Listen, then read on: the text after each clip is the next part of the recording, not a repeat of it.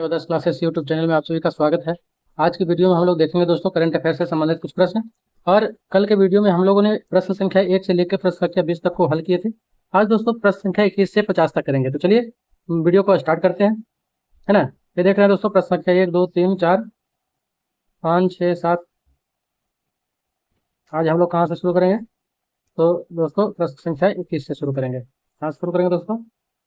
21 से शुरू करेंगे। चलिए यहीं से अब देखते हैं दोस्तों इसमें क्या है। कह रहा है निम्नलिखित में से किस अर्थव्यवस्था का सकल घरेलू उत्पाद जो है दोस्तों 2025 में भारत की जीडीपी से अधिक होगा। ऑप्शन दिया है आपको। ए जर्मनी, बी है दोस्तों जापान, सी है आपका ब्रिटेन और डी है आपका डी हो जाएगा दोस्तों फ्रांस। इसका सही जवाब क्या होगा? ऑप्शन इसका जो सही जवाब होगा दोस्तों वो हो जाएगा आपका ऑप्शन ए अर्थात जर्मनी, है ना। इसका सही जवाब क्या होगा दोस्तों? जर्मनी।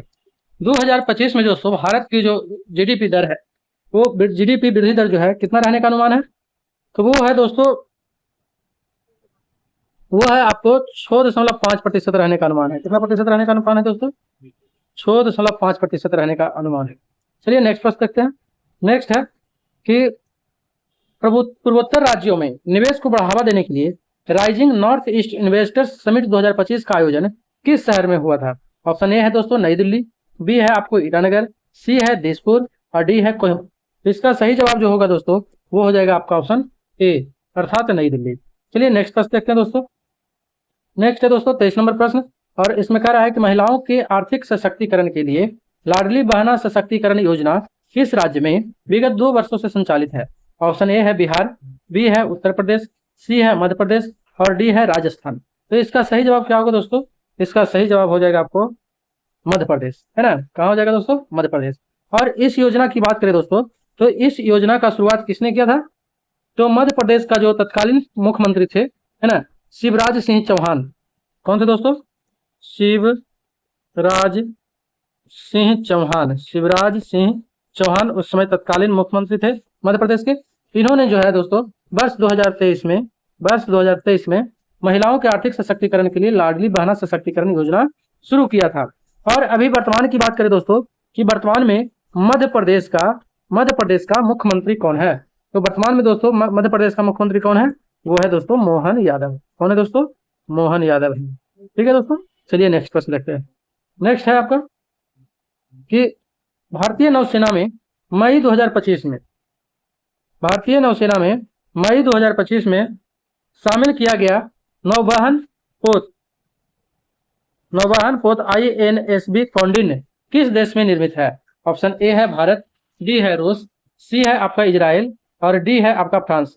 इसका सही जवाब क्या होगा दोस्तों? आप लोग कमेंट बॉक्स में बताएं, जब तक मैं इसको आप लोग को हल करता हूँ। इसके बारे में बताता हूँ नौवहन पोत INSB कौंडिन्य के बारे में, है ना। कहता है दोस्तों ये जो जहाज है ना, ये जो जहाज है दोस्तों प्राचीन काल में जैसे सिले हुए जहाज का निर्माण किया जाता था, है ना, उसी पद्धति के द्वारा जिसको हम लोग कहते हैं टंकाई पद्धति का उपयोग करके बनाया गया है। और दोस्तों ये क्या है ना, और ये जो है दोस्तों पहला सिला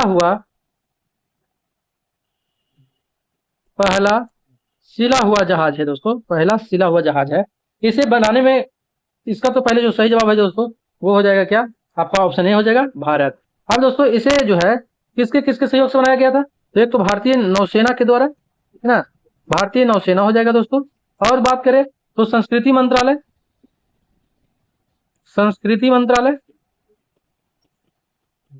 और बात करें दोस्तों तो आपको हो जाएगा कौन? एक हो जाएगा गोवा, है ना, गोवा स्थित एक जहाज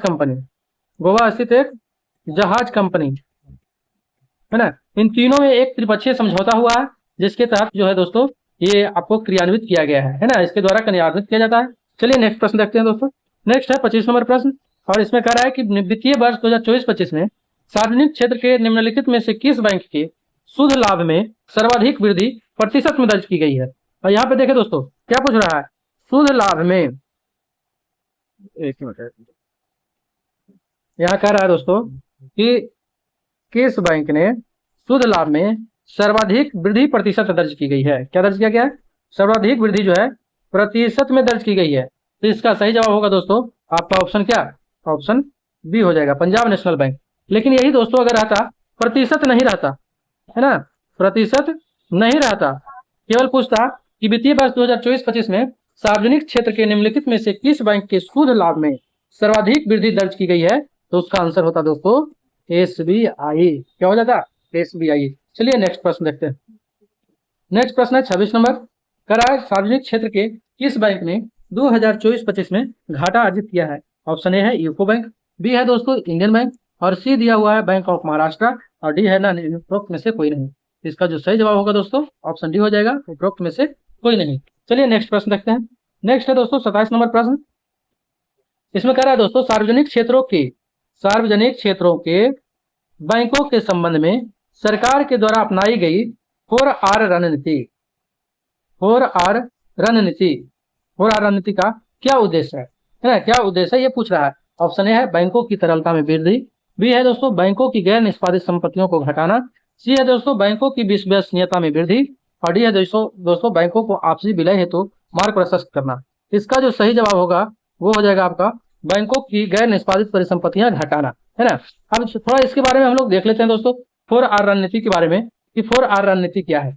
तो 4R रणनीति जो दोस्तों भारतीय बैंकिंग में, है ना, 4R एक ऐसी रणनीति है जो सरकार ने राजनीतिक क्षेत्रों के बैंकों में खराब ऋणों को कम करने के लिए लागू की है ना, खराब ऋणों को क्या करने के लिए, कम करने के लिए लागू की है। और इसके प्रमुख घटक है, 4 घटक है दोस्तों, है ना। इसी को 4 रणनीति बोले हैं। पहला घटक क्या है, तो रिकॉग्नाइजेशन, RECOGNITION, रिकॉग्नाइजेशन है दोस्तों, रिकॉग्निशन है। दूसरा है रिसोल्यूशन, या रिजोल्यूशन कह सकते हैं आप लोग, रिजोल्यूशन। तीसरा है दोस्तों रिकैपिटलाइजेशन, रिकैपिटलाइजेशन।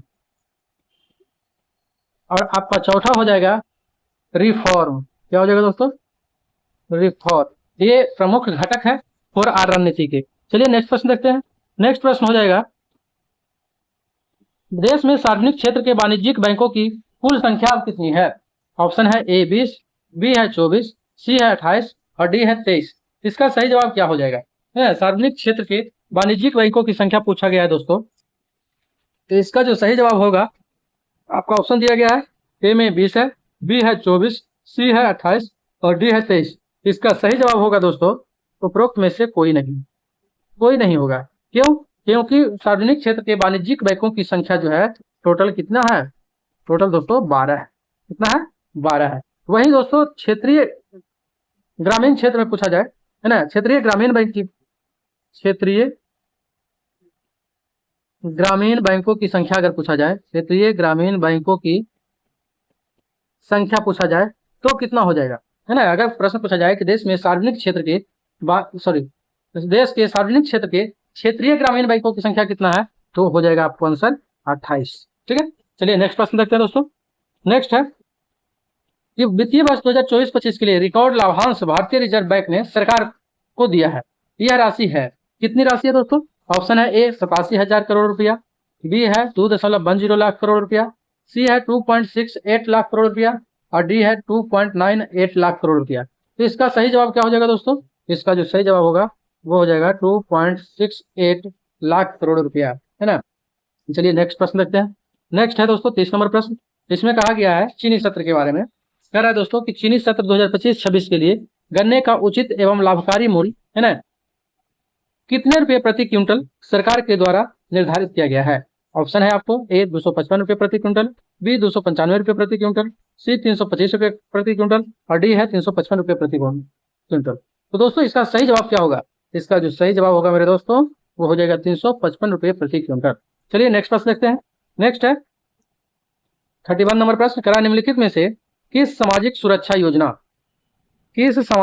योजना को लागू हुए 10 वर्ष 2025 में हुए हैं।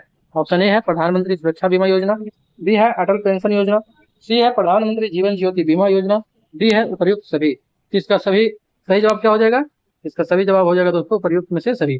और दोस्तों आपके लिए मैं ये छोड़ता हूँ, आप सभी का बताएंगे जैसे प्रधानमंत्री सुरक्षा बीमा योजना है, इसका जो है कब शुरू हुआ था, इस प्रकार अटल पेंशन योजना की शुरुआत कब हुई प्रधानमंत्री जीवन ज्योति बीमा योजना की शुरुआत कब हुई, इसे आप लोग कमेंट बॉक्स में बताएंगे। चलिए नेक्स्ट प्रश्न पर हम लोग चलते हैं। नेक्स्ट है दोस्तों 32 नंबर प्रश्न। इसमें कहा गया है दोस्तों कि प्रधानमंत्री जीवन ज्योति बीमा योजना के तहत नियमित रूप से प्रीमियम चुकाने वाले ग्राहकों को कितने रुपए का जीवन बीमा कवच प्राप्त होता है। ऑप्शन ए है 1 लाख रुपया, बी है दोस्तों 2 लाख रुपया, सी है 5 लाख रुपया और डी है 10 लाख रुपया। इसका जो सही जवाब होगा दोस्तों आपका ऑप्शन बी हो जाएगा 2 लाख रुपया, है ना। इस क्या कहा जा रहा है, प्रधानमंत्री जीवन ज्योति बीमा योजना के तहत जो नियमित रूप से प्रीमियम चुका देता है दोस्तों उसको 2 लाख रुपए का जीवन बीमा कवच प्राप्त होता है। चलिए नेक्स्ट प्रश्न देखते हैं। नेक्स्ट है कह रहा है दोस्तों इसमें कि वाणिज्य मंत्रालय के अद्यतन आंकड़ों के अनुसार बीते वित्तीय वर्ष 2024-25 में भारत में सकल विदेशी प्रत्यक्ष निवेश, है ना, कितने प्रतिशत की वृद्धि पूर्व वर्ष की तुलना में हुई है। ऑप्शन ए है 7%, बी है -14%, सी है 14% और डी है 7%। इसका सही जवाब होगा दोस्तों वो हो जाएगा आपका क्या 14%। क्या हो जाएगा 14% हो जाएगा। सही जवाब क्या हो जाएगा 14% हो जाएगा। चलिए 14%। नेक्स्ट प्रश्न देखते हैं। नेक्स्ट है 34 नंबर प्रश्न। इसमें कह रहा है दोस्तों कि वर्ष 2024-25 में देश में इक्विटी एफडीआई, है ना, किसकी बात कर रहा है, इक्विटी एफडीआई की बात कर रहा है, सर्वाधिक किस क्षेत्र में रहा, किस क्षेत्र में दोस्तों सर्वाधिक इक्विटी एफडीआई दर्ज किया गया है। तो ऑप्शन ए है सेवा, बी है ऑटोमोबाइल, सी है कंप्यूटर हार्डवेयर और डी है मैन्युफैक्चरिंग।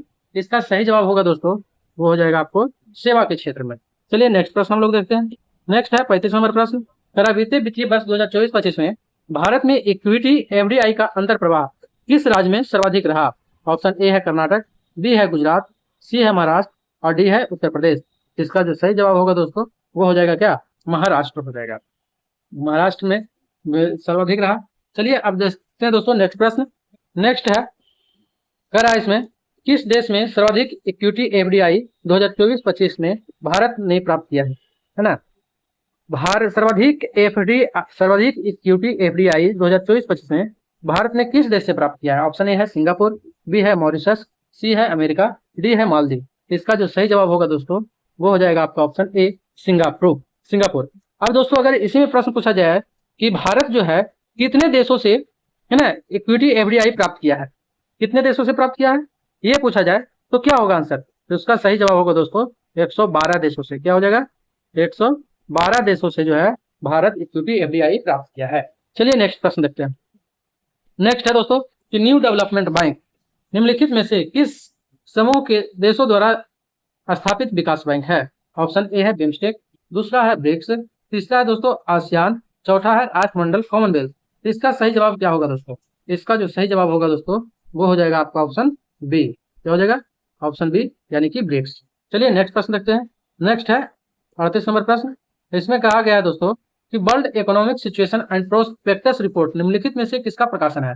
ऑप्शन ए है अंतर्राष्ट्रीय मुद्रा कोष, बी है दोस्तों विश्व बैंक, सी है विश्व व्यापार संगठन और डी है दोस्तों संयुक्त राष्ट्र संघ आर्थिक एवं सामाजिक मामलों के विभाग। तो इसका सही जवाब क्या हो जाएगा। इसका जो सही जवाब होगा दोस्तों वो हो जाएगा आपका ऑप्शन डी अर्थात संयुक्त राष्ट्र संघ के आर्थिक एवं सामाजिक मामलों के विभाग। नेक्स्ट है 39 नंबर प्रश्न और इसमें कहा गया है दोस्तों कि 2024-25 में लगभग कितने देशों से एफडीआई भारत को प्राप्त हुआ है। ऑप्शन ए है 22, बी है 42, सी है 82 और डी है 112। तो इसका जो सही जवाब होगा वो आपको 112 हो जाएगा। चलिए नेक्स्ट प्रश्न देखते हैं। नेक्स्ट प्रश्न है कि न्यायमूर्ति बी आर गवई को भारत का मुख्य न्यायाधीश नियुक्त किया गया है। इस बारे में निम्नलिखित कथनों में से कौन सा कथन सही है। आपका दिया गया है ऑप्शन एक में, है ना, कि न्यायमूर्ति बी आर गवई जो है भारत के 52वें मुख्य न्यायाधीश बने हैं। तो ये दोस्तों सही है ना, ये क्या है सही है। बी आर गवई अभी हाल ही में भारत के मुख्य न्यायाधीश बने हैं और ये जो है दोस्तों 52वें मुख्य न्यायाधीश है। कितने मुख्य न्यायाधीश है 52वें मुख्य न्यायाधीश है बी आर गवई। और इन्होंने जो है दोस्तों किनका स्थान लिया है तो संजीव खन्ना जो इससे पहले मुख्य न्यायाधीश रहे थे उनका स्थान लिए। दूसरा दोस्तों न्यायाधीश बी आर गवई अनुसूचित जाति वर्ग के दूसरे मुख्य न्यायाधीश है, ये भी सही है ना, ये भी आपको सही हो जाएगा। दूसरा अनुसूचित जाति के दूसरा मुख्य न्यायाधीश है। तीसरा है दोस्तों कि इसी वर्ग से पहले मुख्य न्यायाधीश न्यायमूर्ति के जी बालकृष्णन थे। इनसे पहले जो है ना अनुसूचित वर्ग के मुख्य न्यायाधीश जो थे के जी बालकृष्णन थे, तो ये सही है ना। इससे पहले जो है दोस्तों अनुसूचित जाति के जो मुख्य न्यायाधीश बने थे वो कौन थे? के जी बालकृष्णन थे। अब पूछ रहा है कि सही कथन का चयन करें, कौन सा कथन सही है? केवल एक सही है, केवल दो सही है, या तीनों सही है? तो इसका सही जवाब होगा दोस्तों ऑप्शन डी, है ना, सभी सही हो जाएगा। चलिए नेक्स्ट प्रश्न देखते हैं। नेक्स्ट है 41 नंबर प्रश्न। इसमें कह रहा है दोस्तों कि पंचायती राज मंत्रालय की तीन भाग की विस्तार श्रृंखला फुलेरा की पंचायती राज की तीसरी और अंतिम फिल्म है। दूसरा दोस्तों अल्हुआ विकास ग्रामीण स्थानीय निकायों द्वारा राजस्व के अपने स्रोत सृजित करने की पहल पर प्रकाश डालती है। तीसरा, यह फिल्म स्थानीय करों के समय पर भुगतान करने पर केंद्रित है। तो इसका सही जवाब क्या हो जाएगा दोस्तों, है ना? इसका सही जवाब क्या हो जाएगा? केवल एक सही है, केवल दो सही है, या सभी सही है, या एक और दो सही है, कोई भी सही नहीं है। इसका जो सही जवाब होगा दोस्तों वो हो जाएगा उपरोक्त सभी। क्या है पहला ऑप्शन दोस्तों? कह रहा पंचायती राज मंत्रालय की तीन भाग की विस्तार श्रृंखला, तीन भाग की विस्तार श्रृंखला फुलेरा की पंचायती राज की तीसरी और अंतिम फिल्म है। ये सही है, ठीक है, ये तो दोस्तों आपका सही हो गया। दूसरा है क्या? अल्हुआ विकास ग्रामीण स्थानीय निकायों द्वारा राजस्व के अपने स्रोत सृजित करने की पहल पर प्रकाश डालती है। ये भी आपका सही है। तीसरा है दोस्तों यह जो फिल्म है ना, फुलेरा की पंचायती राज की जो तीसरी और अंतिम फिल्म है वो स्थानीय करों के समय पर भुगतान करने पर केंद्रित है। तो ये भी सही है ना, इसलिए हमारा सही जवाब हो जाएगा ऑप्शन सी। चलिए नेक्स्ट प्रश्न देखते हैं 42 नंबर। और इसमें दोस्तों कह रहा है कि ऑपरेशन सिंदूर को कब अंजाम दिया गया? ये प्रश्न जो है दोस्तों आपको इंपॉर्टेंट हो सकता है ना, परीक्षा में पूछे जा सकते हैं, इस पर आप लोग विशेष ध्यान दें। ऑपरेशन सिंदूर को कब अंजाम दिया गया? ऑप्शन ए है 6 से 7 मई 2025 की रात्रि, बी है 8 से 9 मई 2025 की रात्रि, सी है 12 से 13 मई 2025 की रात्रि, और डी है 16 से 17 मई 2025 की रात्रि। इसका जो सही जवाब होगा दोस्तों 6 से 7 मई 2025 की रात्रि को, है ना दोस्तों। जब जम्मू एंड कश्मीर के पहलगाम में कब? तो 22 अप्रैल 2025 को, 22 अप्रैल 2025 को क्या किया था? आतंकवादियों द्वारा 26 निहत्थे पर्यटकों की हत्या किया गया था। उसी का बदला लेने के लिए क्या किया गया? 6 से 7 मई 2025 की रात्रि को ऑपरेशन सिंदूर को अंजाम दिया गया था, ठीक है। चलिए अब नेक्स्ट प्रश्न देखते हैं। नेक्स्ट है 43 नंबर प्रश्न, और इसमें कह रहा है कि निम्नलिखित में से कौन सा युग्म सही सुमेलित नहीं है? आपको बताना है कौन सा युग्म सही सुमेलित नहीं है। ए में दिया गया है दोस्तों ऑपरेशन सिंदूर, है ना। ऑपरेशन सिंदूर जो है कहाँ कहाँ अंजाम दिया गया था? तो पाकिस्तान में 4 और पाक अधिकृत कश्मीर जिसको कि POK बोलते हैं, है ना, पाक ऑक्युपाइड कश्मीर में 5 में आतंकवादियों शरण स्थलियों पर हमला किया गया। यानी कि पाकिस्तान में 4 आतंकवादी स्थल पर और जम्मू POK में 5 स्थल पर जो है हमला किया गया है आतंकवादी ऑपरेशन सिंदूर के तहत। दूसरा है दोस्तों ऑपरेशन सफेद सागर। तो ऑपरेशन सफेद सागर जो है दोस्तों कारगिल युद्ध में भारतीय वायुसेना की महत्वपूर्ण भूमिका निभाया गया था 1999 में। ये भी दोस्तों आपका सही है। फिर है दोस्तों ऑपरेशन कैक्टस। तो ऑपरेशन कैक्टस जो है 26/11/2008 मुंबई आतंकवादी हमले में बचाव एवं राहत कार्य के लिए ऑपरेशन कैक्टस चलाया गया था। ये दोस्तों गलत है ना, क्यों? क्योंकि ऑपरेशन जो कैक्टस है दोस्तों वो मालदीव में शासन सत्ता के तख्तापलट से उपजी परिस्थितियों में भारतीय सेना के सशस्त्र हस्तक्षेप को ऑपरेशन कैक्टस नाम दिया गया था। वहीं दोस्तों अगर बात करें ऑपरेशन मेघदूत का, तो ये सियाचिन में रणनीतिक ऊंचाइयों पर कब्जा तथा सैन्य टुकड़ियों की तैनाती की गई थी। 1984 में ऑपरेशन मेघदूत को जो है किया गया था, है ना। तो इस प्रकार हमारा जो सही जवाब होगा दोस्तों क्या हो जाएगा? हमारा सही जवाब होगा वो हो जाएगा आपका ऑप्शन क्या? सी। हमें क्या पहचानना है? सही सम्मिलित नहीं है। तो जब सही सम्मिलित नहीं पहचानना है तो हमारा ऑप्शन क्या हो जाएगा? सी हो जाएगा। चलिए नेक्स्ट प्रश्न देखते हैं। नेक्स्ट है 44 नंबर प्रश्न, और इसमें कह रहा है दोस्तों सूची 1 जो कि ऑपरेशन है और सूची 2 देश जहां सहायता दी गई है ना, को सही सुमेलित कर सही फुट का चयन करें।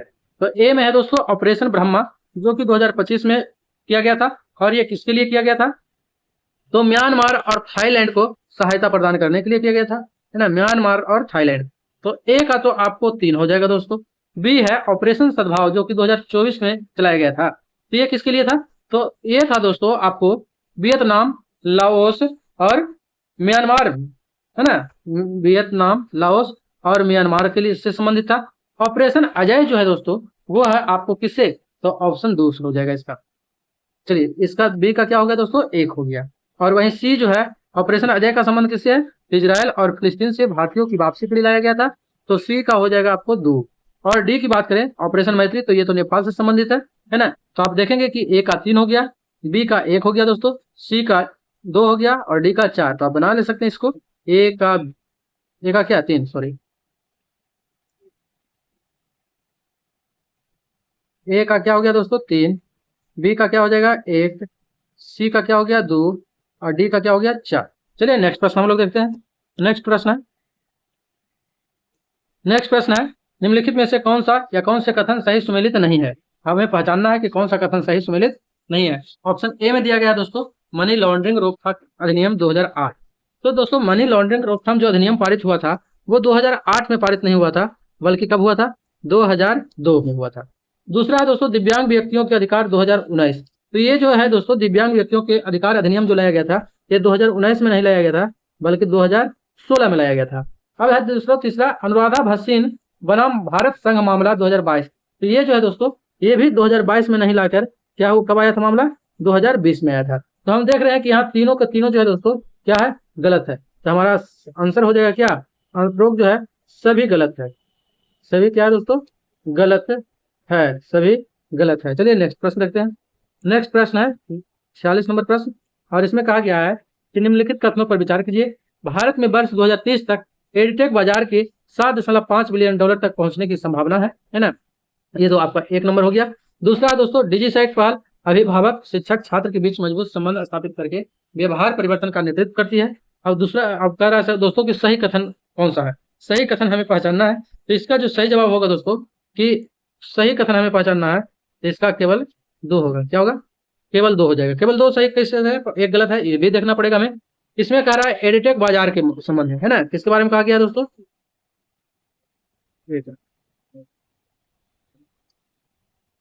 हमें एडिटेक बाजार के बारे में देखना है, एडिटेक बाजार के बारे में। तो एडिटेक बाजार जो है दोस्तों इसको 7.5 बिलियन डॉलर तक पहुंचने की संभावना है। तो ये वर्ष 2024 में ही 7.5 बिलियन डॉलर तक पहुंच चुकी है ना। और अगर वर्ष 2030 की करें दोस्तों, वर्ष 2030 की, तो वर्ष 2030 में कहां तक पहुंचने का अनुमान है? तो 30 बिलियन डॉलर, 30 बिलियन डॉलर तक पहुंचने का अनुमान है। कब तक? वर्ष 2030 तक, है ना। चलिए अगला देखते हैं दोस्तों। अच्छा इसी में एक चीज और देखते हैं दोस्तों, इसमें एक और दिया गया है। क्या दिया गया है? डिजिसाइट पहल, है ना। तो डिजिसाइट पहल जो है किस राज्य के द्वारा किया गया है? तो वो किया गया है दोस्तों, है ना। डिजिसाइट पहल किस राज्य के द्वारा किया गया है? तो झारखंड के द्वारा ना, झारखंड के सरकार के द्वारा डिजिसाइट पहल प्रारंभ किया गया है। चलिए नेक्स्ट प्रश्न देखते हैं। नेक्स्ट है दोस्तों 47 नंबर प्रश्न और इसमें कह रहा है निम्नलिखित कथनों पर विचार कीजिए। इसमें है दोस्तों वर्ष 2018 में कोलंबिया में आयोजित पहले विश्व सम्मेलन में स्काईवेंजर की जगह बेस्ट बिकर शब्द को अपनाया गया। तो ये जो दोस्तों हमारा गलत हो जाएगा। क्यों गलत हो जाएगा? तो गलत इसलिए हो जाएगा कि वर्ष 2018 में ये नहीं हुआ था दोस्तों, बल्कि किस वर्ष हुआ था? 2008 में। 2008 में कोलंबिया में आयोजित हुआ था पहला विश्व सम्मेलन हुआ था। इसमें जो है दोस्तों स्काईवेंजर की जगह पर बेस्ट बिकर शब्द को अपनाया गया था। दूसरा है ठोस अपशिष्ट प्रबंधन अधिनियम 2006 कचरा बीनने वाले को मान्यता देता है। तो दोस्तों आपका ये भी क्या है? गलत है ना। ये क्या हो जाएगा? गलत हो जाएगा। क्यों गलत हो जाएगा? चलिए देखते हैं। अब देखते हैं ठोस अपशिष्ट प्रबंधन अधिनियम की बात करता है। तो ये 2006 में नहीं आया था दोस्तों, बल्कि ये आया था कब? 2016 में। 2016 में आया था।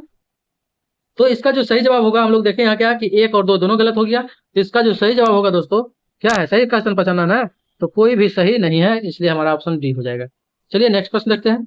नेक्स्ट है दोस्तों 48 नंबर प्रश्न। अब कह रहा है महाशक्ति शब्द का सर्वप्रथम प्रयोग हॉक्स द्वारा किया गया था।